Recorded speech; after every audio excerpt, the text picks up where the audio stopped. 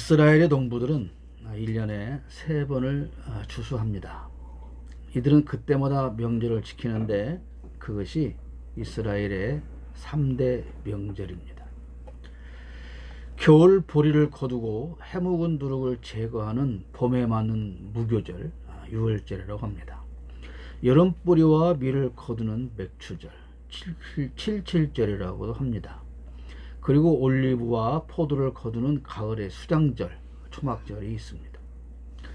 무교절은 출애굽이라고 하는 역사적 사실과 결합되어서 유월절이 되었습니다. 맥추절이 시내산에서 율법을 받은 역사적인 사실과 결합되어서 칠칠절이 되었습니다. 그 1년 중 마지막 추수를 축하하는 수장절이 이스라엘 광야 생활과 결합하여 초막절이 되었습니다. 그러므로 굳이 우리가 지키는 오늘 이 추수감사절이라고 한다면 위에서 말씀드린 3대 절기 중에 초막절에 초점을 맞추는 것이 옳다고 말씀드릴 수가 있습니다. 물론 현대 특히 미국에서의 추수감사절이 선교사를 따라 우리에게 들어오므로 성경에서 말하는 절기의 의미가 많이 퇴색된 것은 사실입니다. 그러나 우리나라에서도 농업이 주산업일 때는 가을에 맞는 추수감사절에 수확의 기쁨과 감사의 그 의미가 강했다고 하는 것도 사실입니다. 미국의 추수감사절 유래를 살펴보면 여러분이 잘 아시겠지만 신대륙에 가기 위해서 항해를 시작한 청교도들은 65일간의 긴 항해를 합니다. 그 긴 항해하는 날 동안에 마실 물은 떨어졌고 먹을 양식도 부족했습니다. 그렇지만 그럼에도 불구하고 부푼 꿈을 안고 신대륙에 마침내 도착하였습니다. 그런데 그 계절은 겨울이었고 심한 식량난과 추위 그리고 기후차와 영양실조로 인해서 첫해 겨울에 102명 중에 44명이 죽어 나갔습니다. 그리고 나머지 살아남은 사람들도 각종 질병에 시달렸고 일손은 부족했고 먹을 것은 없었습니다. 그런 심한 고통을 겪던 그들에게 마음 착한 원주민들이 옥수수 등 곡물을 가져다가 주었고 그것을 가져다가 뿌리고 수확을 거두게 하는 농사 짓는 방법도 원주민들이 가르쳐주게 됩니다. 이런 원주민들의 도움으로 인해서 다음해 AD 1621년 청교도들은 풍성한 추수를 하게 됩니다. 그래서 감격한 그들은 친절한 인디언들을 초대해서 추수한 곡식과 칠면조 고기 등을 함께 나누어 먹으면서 신대륙에서의 첫 번째 추수감사절을 갖게 되었고 이것이 오늘까지 전해오는 미국의 추수감사절입니다. 미국의 추수감사절은 11월 넷째 주 목요일날로 지키는데요. 우리나라 추수감사절은 11월 셋째 주에 보통 지키고 있습니다. 그런 의미에서 본다면 현재의 추수감사절은 수확의 기쁨에 대한 감사도 중요합니다. 물론 그러나 도움을 준 이웃들과 함께 음식을 나누며 감사하는 그런 축제의 의미가 강하다고 할 수도 있습니다. 그러므로 추수감사절에는 하나님의 은혜뿐이 아니라 하나님의 은혜와 더불어서 우리의 이웃에 대한 은혜를 함께 감사하는 날이 되어야 한다고 생각을 합니다. 우리나라에서 추수감사절을 추석 한가위에 지키는 교회들도 있습니다. 세습으로 많은 문제를 일으키고 있는 그 교회도 추석에 추수감사절을 지킵니다. 그런데 이것은 성경적이라고 할 수는 없습니다. 다만 농사를 짓고 얻은 그 수확에 대한 감사의 축제는 있는 것이죠. 자, 추수감사절에 감사라고 하는 제목으로 말씀을 드리는데 무엇으로 감사할 것인가? 첫째, 수확으로 인해 감사하자는 것입니다. 우리가 얻은 수확으로 인해서 감사하자. 16절 말씀 봅니다. 또한 너희는 밭에서 애써 가꾼 것을 거두어 드리는 한 해의 끝무렵에 수장절을 지켜야 한다. 이 절기는 한 해의 마지막 절기입니다. 반드시 농사를 지어서 수확한 것에 대한 감사만을 말하는 것이 아닙니다. 이제 한 해가 거의 마무리되어 가는 이 시점에서 맞이하는 이 절기를 통해서 우리는 한 해 동안 우리를 인도하시고 지켜주신 하나님의 모든 은혜를 떠올리며 감사해야 하는 것입니다. 광야 같은 척박한 세상에서도 마치 불기둥과 구름기둥으로 인도하시고 때에 따라 만나와 메추라기로 먹이시고 반석에서 물을 내듯 은혜로 채워주셔서 오늘에 이르기까지 우리를 이끌어주신 그 하나님의 은혜를 생각하며 감사해야 합니다.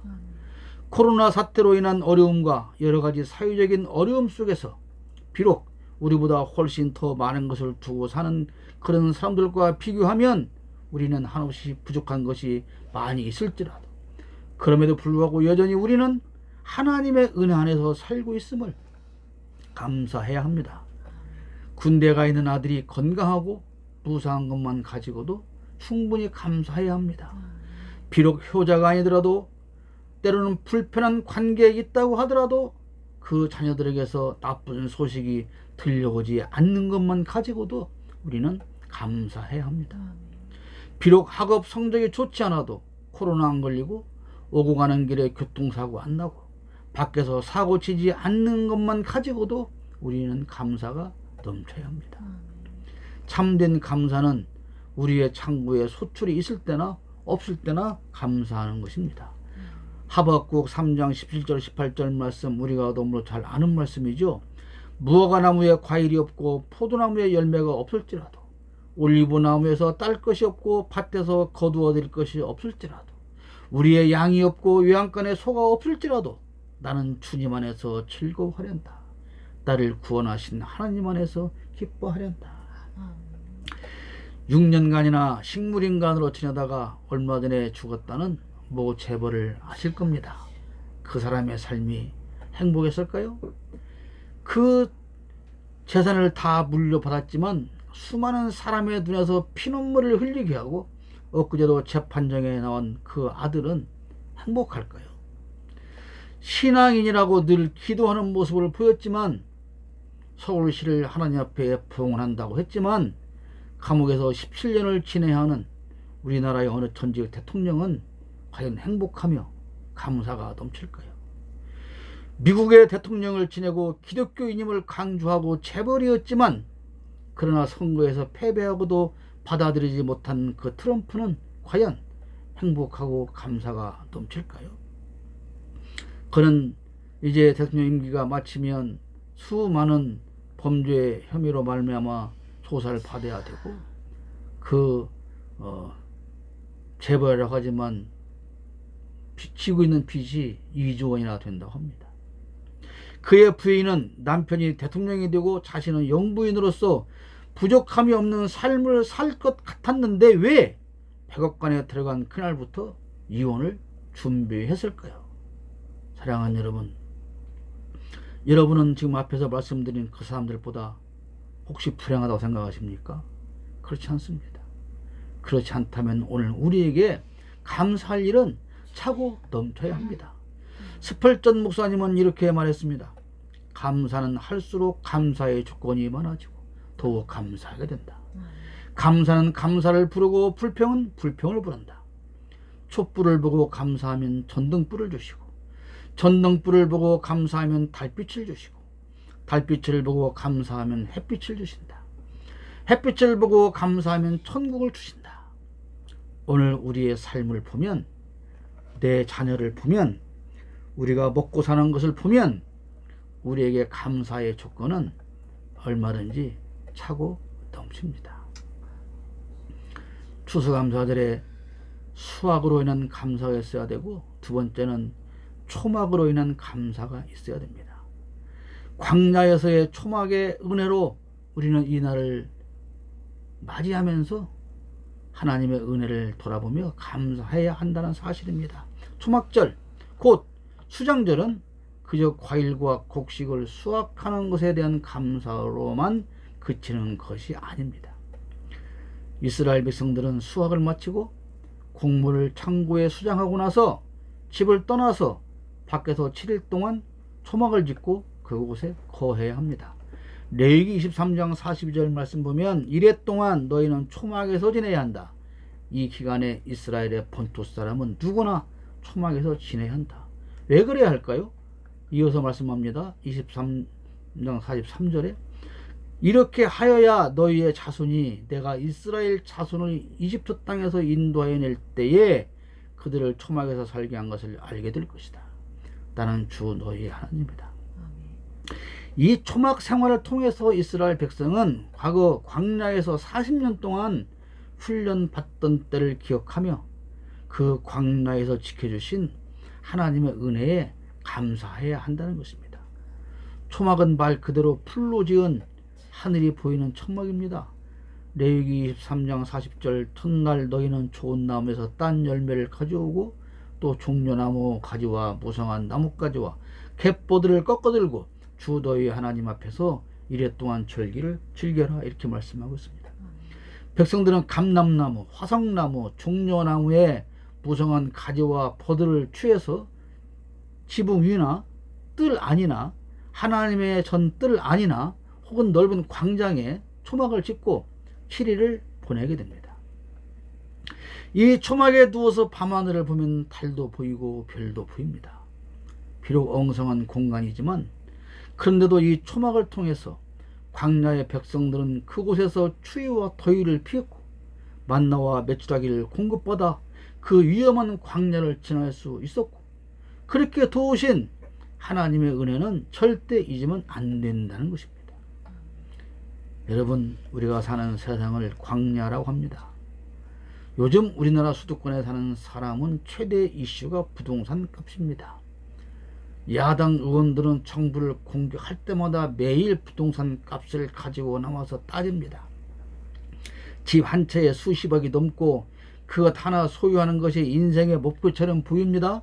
그러나 아파트 평수가 몇 평이든 그 값이 얼마든 하나님 보시기에는 그저 초라한 초막 한 채일 뿐이라고 하는 사실입니다.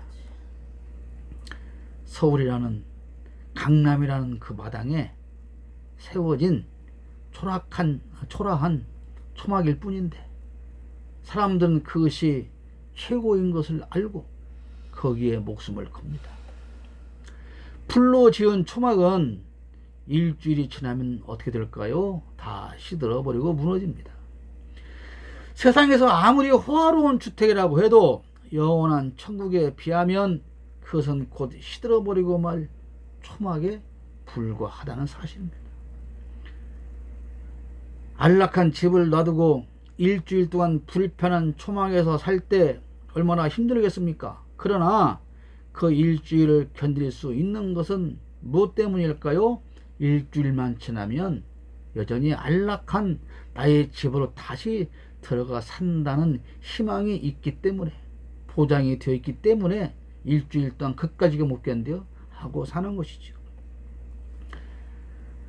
우리가 이 땅에서 불편하게 살지라도 감사하는 것은 장차 영원히 살 집 천국의 희망이 있기 때문입니다.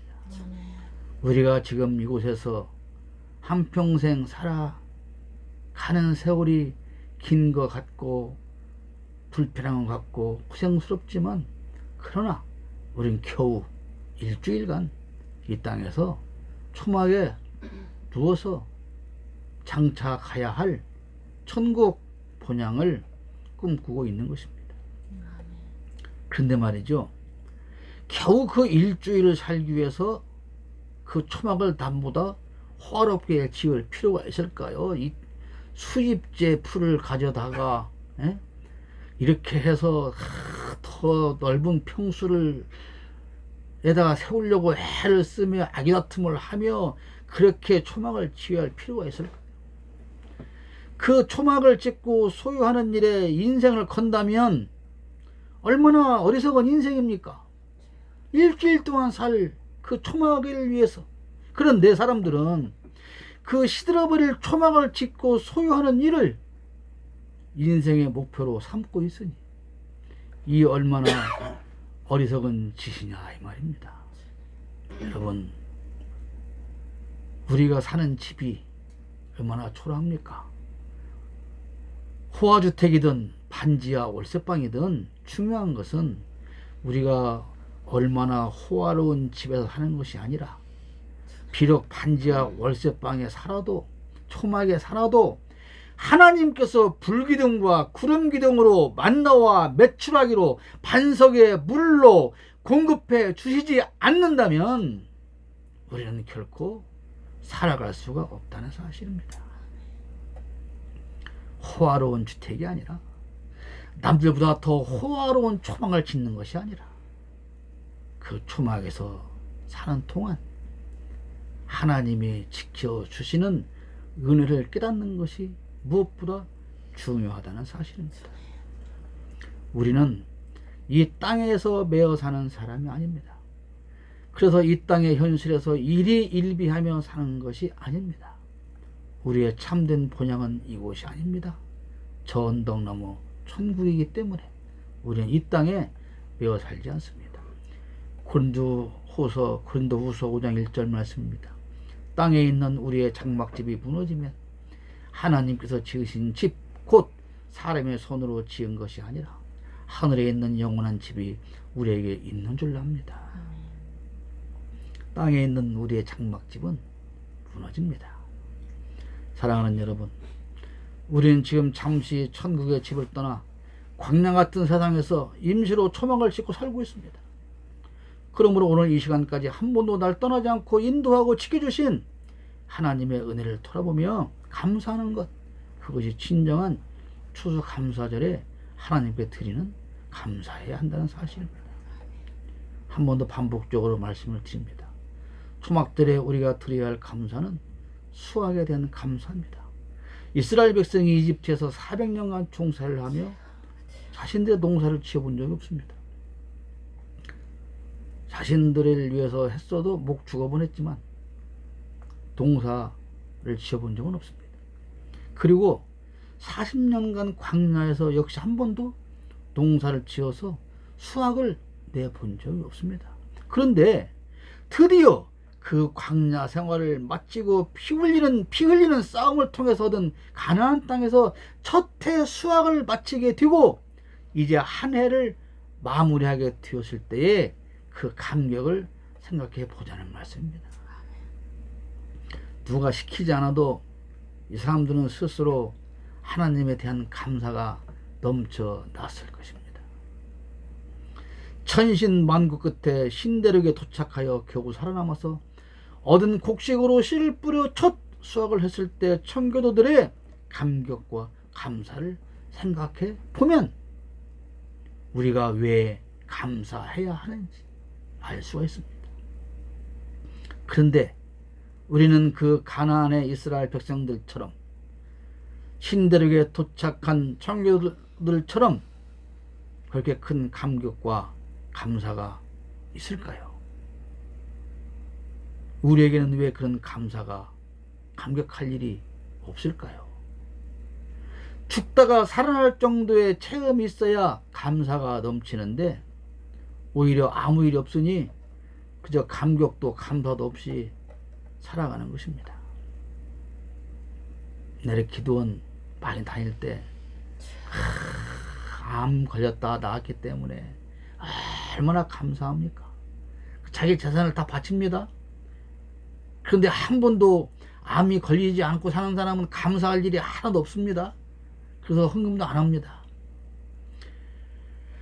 아무 일도 없이 오늘 또 평범하게 일용할 양식을 공급받으며 사는 것보다 더 감사할 일이 있습니까? 그러면 감사의 조건을 만들기 위해서 다 한번 암 걸려서 사형 선고를 받아 보시겠습니까? 아무 일도 없는 그것이 얼마나 큰 감사인지 우리는 그것을 깨달아야 됩니다. 비록 광야에서 초막을 짓고 사는 우리의 삶이라고 할지라도 한 해 동안 먹이고 입히신 그 은혜를 생각하며 감사하는 추수감사드리기를 축복합니다. 인도하심에 대한 감사가 있어야 됩니다. 우리가 이 땅에 빈손으로 태어나 적어도 수십 년을 살았고 이제 산 날보다는 살 날이 적은 상황인데 오늘까지 우리가 살아온 날들을 여러분 돌아보시길 바랍니다. 그 험한 광야에서 하나님이 친히 백성들을 인도하지 않으셨다면 그들에게 초막들의 감사는 없었을 것입니다. 광야의 삶을 돌아보면 그들이 살기 위해서 한 것이 무엇이 있습니까? 광야에서 그들이 살기 위해서 한 것은 아무것도 없습니다. 그들이 한 일이라고는 그저 불평하고 원망하고 다투고 후회하는 것 뿐이었습니다. 그렇게 그들은 40년을 광야에서 보냈습니다. 우리의 인생 지나온 날들을 여러분 돌아보십시오. 광야의 백성들과 다름이 없습니다. 우리는 홍해를 건넜고 마라의 쓴물로 고통받을 때가 있었고 목이 말라 죽게 될 위기를 맞은 적도 있었습니다. 강렬한 태양이 우리의 생명을 위협했고 광야의 추위가 우리를 엄습하기도 했습니다.